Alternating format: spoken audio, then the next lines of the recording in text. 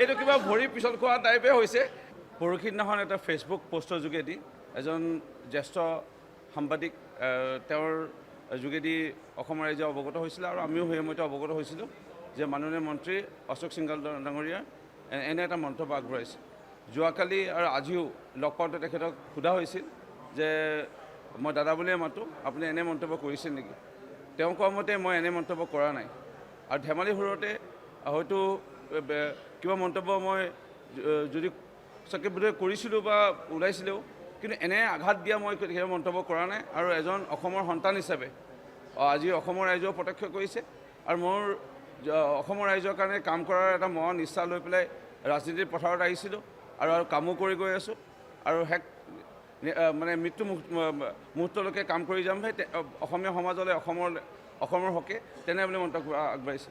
এইটো মানে এটা গান এটালৈ মনত পৰিছে, এই ভৰি পিছল খালে গানটোলৈ, সেইকাৰণে গানটো গাই নিদিওঁ।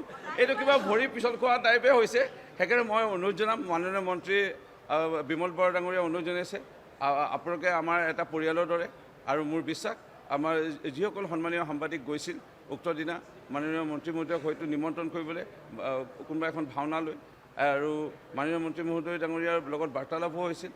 আৰু মোৰ বিশ্বাস আপোনালোকে দুয়োপক্ষ বহি এই বিষয়টো অসমৰ ৰাইজক আশ্বস্ত কৰিব আজি বা কালিৰ ভিতৰত আৰু এটা ভাল এটা পৰিৱেশ আনিব। মই এইটোৱে কওঁ, ভাওনা বুলি ক'লে হাত বৰ হ'ব সমান এক ভাওনা আৰু মহাপুৰুষ গুৰুজনাৰ এয়া যি অপূৰ্ব সৃষ্টি, এই ভাওনাত এটা সাংঘাতিক এটা শক্তি আছে, আধ্যাত্মিক এটা আমাৰ বিশ্বাস আছে। সেইকাৰণে এই ভাওনাৰ সংস্কৃতি লৈ কোনো চাগে কেতিয়াও এনে মন্তব্য নবঢ়ায় বা নবঢ়ালে ভাল বুলি আমি মানে আহ্বান জনাম। আৰু এইটো এটা ভৰি পিছল খালে গানটোলৈ মনত পৰিছে এনেকৈ, এইটো তেনেকৈ কিবা এটা হ'ব পাৰে, এইটো ইমান ধৰাধৰি নকৰিবলৈ আহ্বান জনাইছোঁ। ধন্যবাদ। পৰহি দিনাখন এটা ফেচবুক পোষ্টৰ যোগেদি এজন জ্যেষ্ঠ সাংবাদিক তেওঁৰ যোগেদি অসম ৰাইজে অৱগত হৈছিলে আৰু আমিও সেই সময়তে অৱগত হৈছিলোঁ যে মাননীয় মন্ত্ৰী অশোক সিংঘল ডাঙৰীয়া এনে এটা মন্তব্য আগবঢ়াইছে। যোৱাকালি আৰু আজিও লগ পাওঁতে তেখেতক সোধা হৈছিল যে মই দাদা বুলিয়ে মাতোঁ, আপুনি এনে মন্তব্য কৰিছিল নেকি? তেওঁ কোৱা মতে মই এনে মন্তব্য কৰা নাই।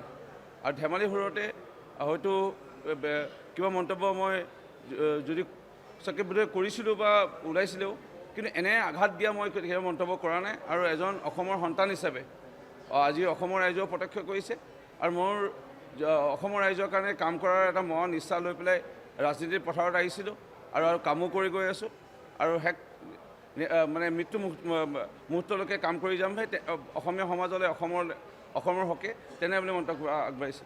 এইটো মানে এটা গান এটালৈ মনত পৰিছে, এই ভৰি পিছল খালে গানটোলৈ, সেইকাৰণে গানটো গাই নিদিওঁ।